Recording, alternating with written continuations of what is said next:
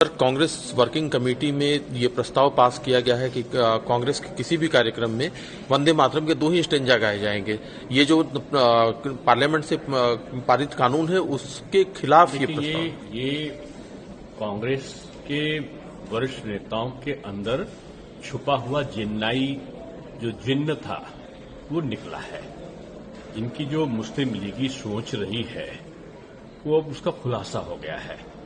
संविधान हाथ में लेने से संविधान का सम्मान नहीं होता है, संविधान को जिया जाता है।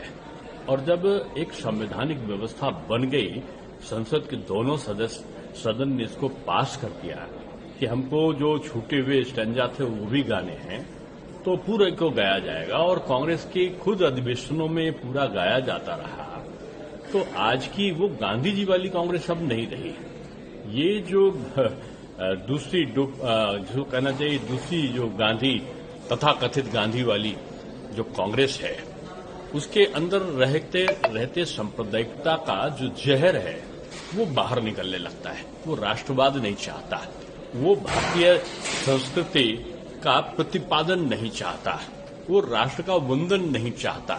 उनके वहां पर तो एक तरीके से हाफिज साहब और अलग अलग नामों से संबोधन आतंकवादियों का होता है जी, और साहब और बेटी के नाम से होता है। इस वक्त जहां बेटी हो जाती है और वो हाफिज साहब हो जाते हैं, उसमें उनका सम्मान नहीं गिरता।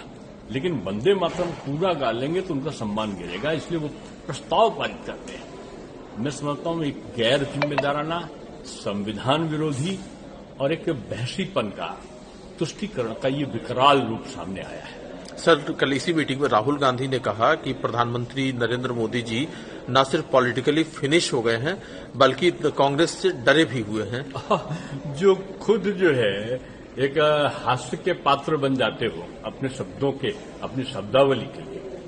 भारत की जनता के द्वारा चुने गए प्रतिनिधि यानी एक प्रधान सेवक को, एक सर्वोच्च पद पर आसीन व्यक्ति को जब वो तू तड़ाम करके संबोधन करे तो उनका मानसिक जो एक स्तर है वो अपने आप में उनको परिभाषित करता है कि उनका कहने का तरीका क्या है, उनका बोलने का स्तर क्या है, उनका नेता प्रतिपक्ष के रूप में जो दायित्व है उसका वो निर्वहन कर पा रहे कि नहीं कर पा रहे। मैं समझता हूं कि गैर जिम्मेदाराना होना अलग है, लेकिन अमर्यादित होना ये सबसे खतरनाक है।